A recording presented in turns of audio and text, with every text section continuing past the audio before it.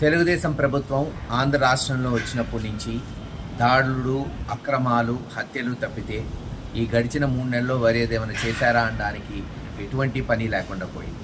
ఈరోజు ఎంత దుర్మార్గం అంటే జోలకల్లు గ్రామం, పిడుగురాళ్ల మండలం, గుర్జాల నియోజకవర్గంలో ఒక దళిత మహిళ, ఎస్సీ మహిళ, పాపం వాళ్ళ నాన్న కోటా రేషన్ బియ్యం కోటా చేసుకునేవాడు 10-15 సంవత్సరాలు. ఆయన చనిపోయిన తర్వాత కూతురికి వచ్చింది.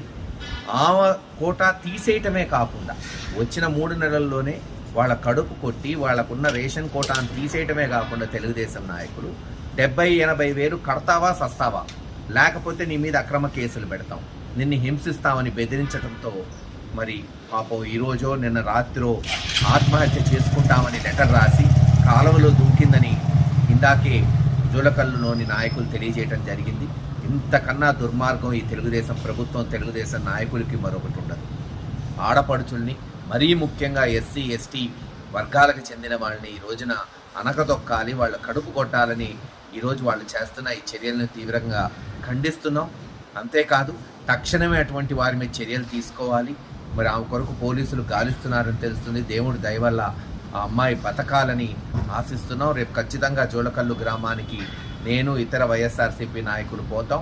అక్కడ నిజాలు తెలుసుకుంటాం. తదుపరి చర్యలు ఏముంటాయి కూడా మరి త్వరలోనే తెలియజేస్తామని తెలియజేస్తాం.